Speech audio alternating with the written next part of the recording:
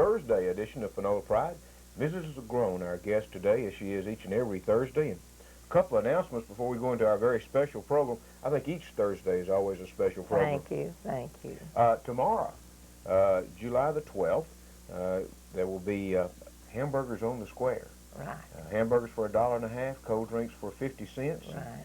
So you can come out and for $2 have a lunch, and all of the money raised goes toward the Panola County Historical and Genealogical Association and the upkeep and care and completion of the old jail. Right. We're working on the museum now up there, so we need many little things, you know, and so we don't want to deplete our funds before we get through with the building. Now, I understand that the head chef is a little under the weather. Yes. So we're just going to dedicate this one to him so he can come next time. Right, right. We're announcing to Grady that we're letting him off this time since he has had this serious surgery. Grady Kyle, we referred to.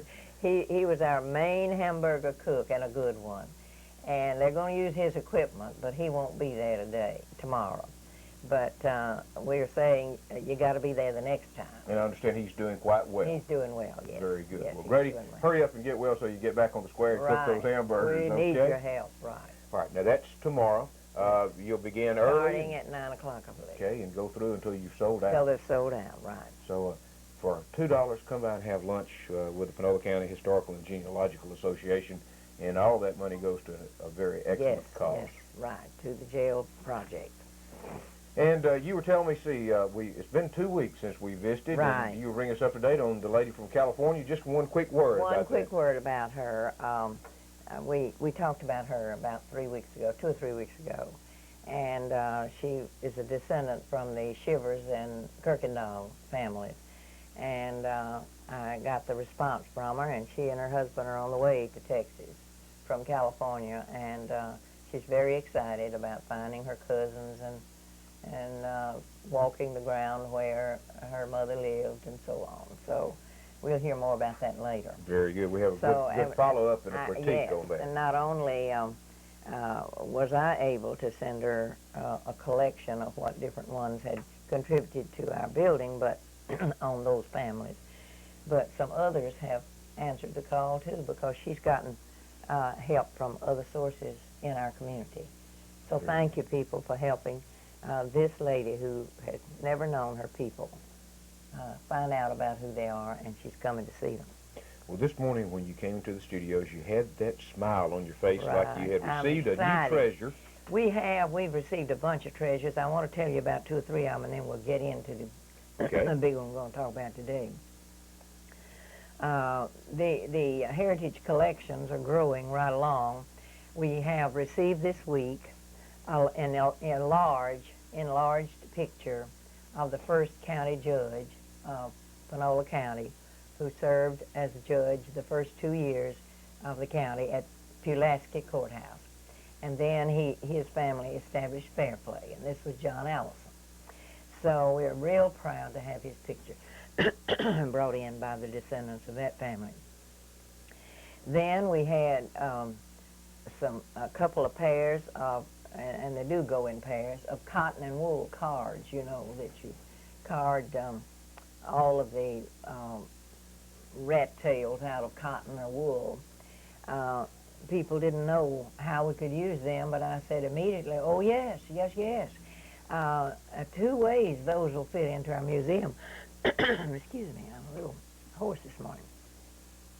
One thing was that when we got into the Civil War, all the factories were in the north, and people in everybody's house had to start carding cotton or wool and making cloth for uniforms for the soldiers. Mm-hmm.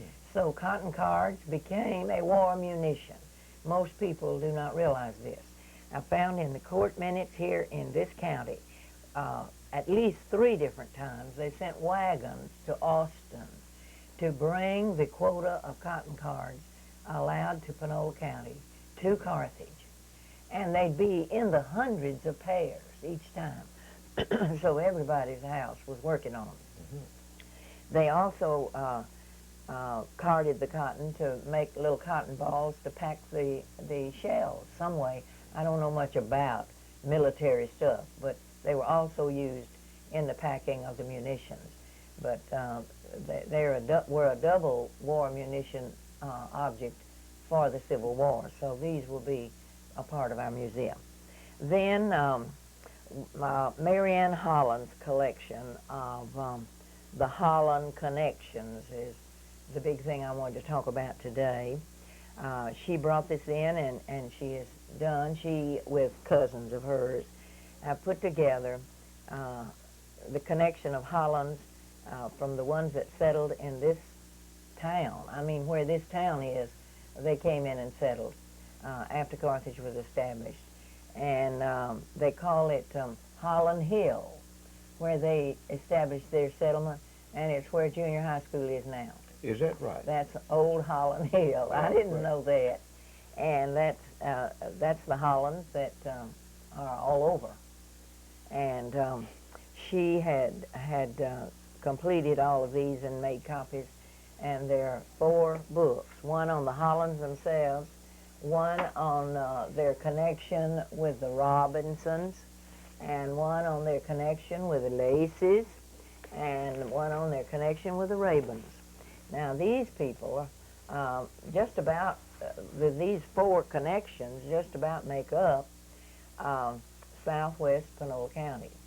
But not just that, because they're scattered all over. Now, for instance, the Lacys settled over at Old Centennial, and their early graves are over there at Old Centennial Cemetery.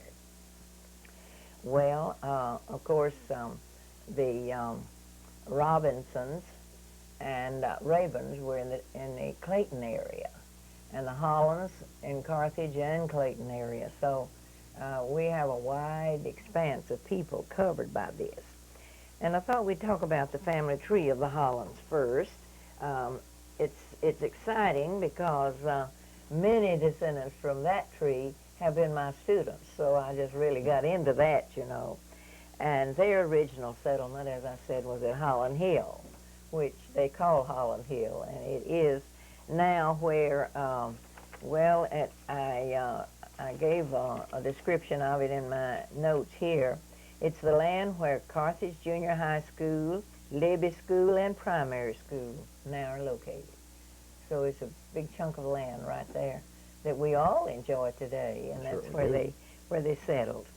And the original mother, Elizabeth Jane, they called her Lizzie, I think, the wife of John Holland, outlived him.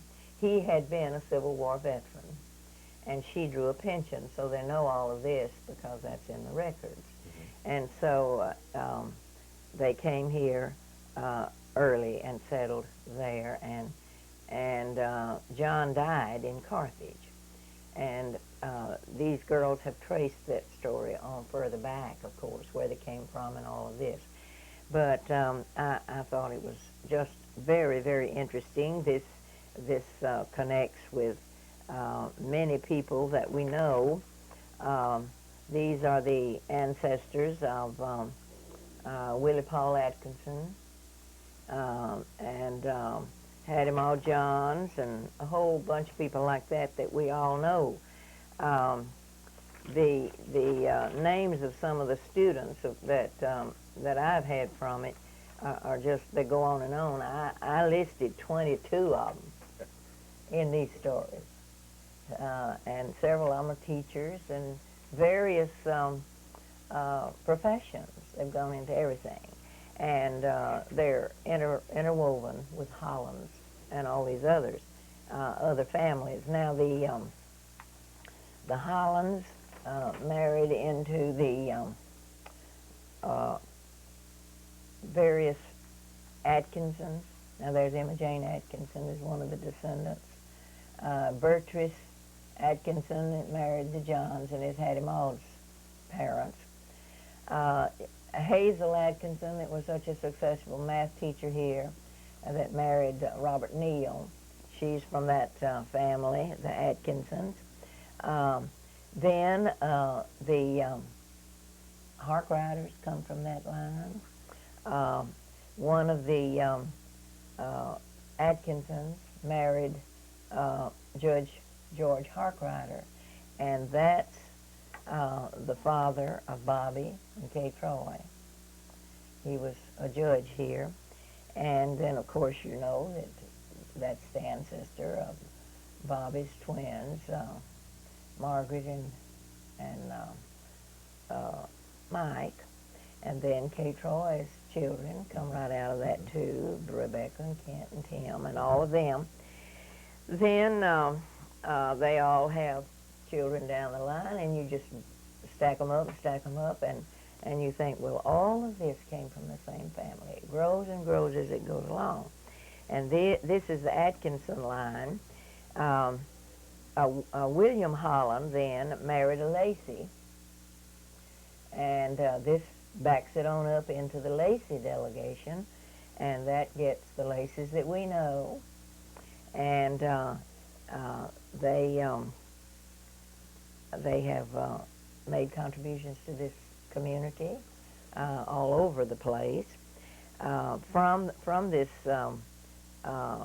Rabin, Holland, Lacey connection comes Carolyn Duke and Rebecca Saunders McLean, that are teachers here in the school.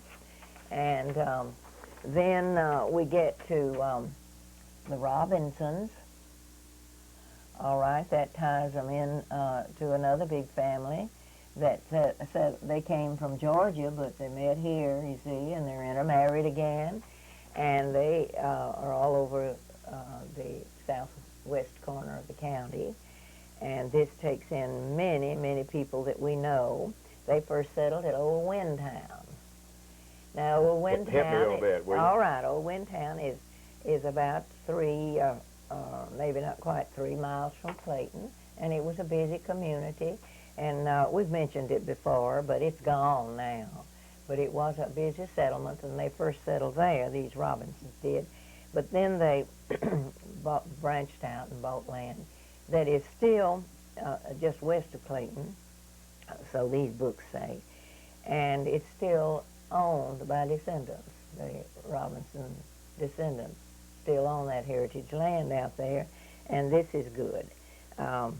There's Millard Robinson, who was a veteran of World War I. You mentioned the wars. They've been in every one of them. You know, somebody, whoever was the right age at that time, and then his sons would be in the next one. This is the story of every family, every old family, you know. They've gone generation by generation. So these people from the Robinsons have just done many things for our community. Mary Ann comes from that line, the one that brought the books, Mary Ann Holland. Mm-hmm. And her daughters, as we've already mentioned, teach in the school, and their children are coming right on up to Paula. Danelle Robinson was graduated here, and then this takes in Sue Parker, who is our county treasurer. She is a sister to Mary Ann. So this gets a large delegation, as you can see. All right, then this takes us to the Lacys. All right, the Lacys, as I said, were settled first. I'm trying to get it all in, watching the time. The Lacys settled in the old Centennial area. I remember that Julia Davis, our dear beloved Julia, always went to the cemetery gatherings at Centennial. Well, the reason for that was that's where her ancestors were buried. And I've been out there and walked from grave to grave, and that was, you know, those are the old graves in that cemetery, and they were her people. Well, everybody knew Julia. And Benjamin Lacey, everybody knew here. And Ben Lacey, owner of the grocery store for years here, of course. And all of these families have been well known. And then we come to C.D. Lacey, the father of Edna and Bess and Lucille and all of them. Okay, he came out of this same Lacey family. And all of them were cousins, and cousins with everybody else too, just about it. Now then, C.D. Lacey married Maggie Hooker, So that got the hookers involved, don't you see? And there's just no end to where you go with this much research. I do say that Mary Ann Holland gives credit over and over to her cousin Betty Holland, who has also helped with this research, and a lot of other people as well. But those are the two that have put it together and have compiled it. And she says over and over, compiled by Mary Ann and Betty Holland Hughes. She's a Hughes now. And finally, this takes us to the Raeburns. I did not know how many were connected to the Raeburns, but I knew Mr. Rayburn had the nursery at Clayton for years, and I knew that Ms. Ash, Ms. Roscoe Ash, was his daughter, and the Ashes followed with the nursery, but I didn't know how far-reaching that Rayburn family was, and they have a connection with just about everybody out there too, and we're naming some of those. I was interested in the name of Jasper Rayburn's son, Buena Vista. You know, we have Buena Vista town that was figured largely in the early writings of this county, early minutes, and it's just over in Shelby County. But I didn't know there was a person named Buena Vista, but his name is Buena Vista Rayburn. And from him came the people, the Rayburn descendants that we know, Daniel Park Rayburn and his family.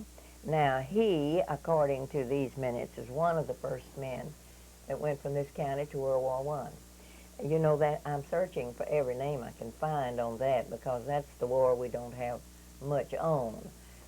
For some reason, there was not enough recorded for me to know, and we're trying to make a display of the soldiers that went from this county to the various wars. And this says that he was the first man to go to World War I from this county. Well, I'm saying that he had to be in the first group, because my brother was in that first group also, and I know the story of it, but I didn't know all their names. So this gives me another name. There were 6 of them that were honored here in Carthage who left. He gave me that much information back years ago. 6 soldiers from this county went together, and I've been trying to find out who the 6 were. He couldn't, when he was telling me this, he couldn't remember all the names. But here's another one of those names for me, Daniel Park Rayburn. And the 6 had a big celebration here the people in Carthage had a big reception for them before they left on the train, and saw them off on the train. All went down to the depot and sent them off to war. They're the first ones that went to World War I. See, that's back in 1917. And I'm still digging to find out the other names, but I was glad to find that one. Well, out of this family has come, as I said, Merle Ash, and also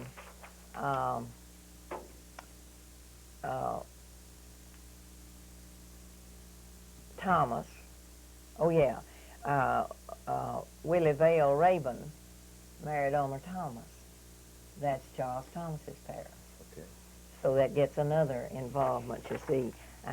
For a minute, I was blank on just how that fitted in. Then Loma Heath was from this family, and she married Buford Dennard, and that's Evangeline's family, the Dennard. Loma is also the mother of Jesse Joe Dennard Wedgeworth. So you see, this takes in another big family, gets the Wedgeworths in. So I listed the families that just on first glance I could say are covered to some extent in these books, and that makes them a treasure for everybody. That's the Atkinsons. In addition, I'm talking about to the Hollands and the names that we've mentioned here, the Laces and so on. But the Atkinsons, the Harkriders, the Reeds, the Parkers, the Dukes, the Davises, the Hookers, the Ashes, the Thomases, the Heaths, the Dennards, Wedgeworths, Middlebrook, and that's just the ones that stand out. There'll be intermarriages with others. Then I can name these students, former students, just without any hesitation. Marjorie Pickard from Clayton.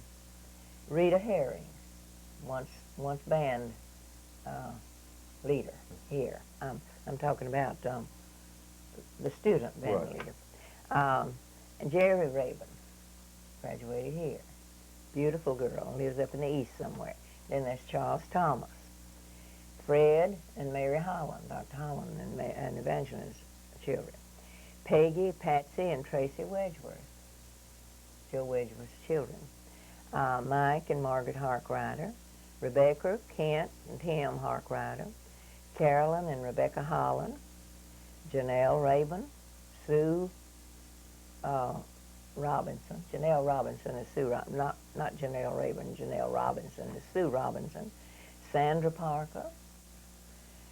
Nikki Parker. Betty Holland. Marty Holland. And the list goes on. And when you think about what a contribution this is to everybody that comes our way, I want to say thank you to everybody that had anything to do with this. There's not any mention of anybody that's related personally to me, but I am overjoyed to have the information at our fingertips because many people are going to come looking for it. This will be found in the library? In the library. It will go to the library and be available for anybody that wants to look at it. Good. It's And not you to did be well. checked out. We have 30 seconds. Oh, well, good, good.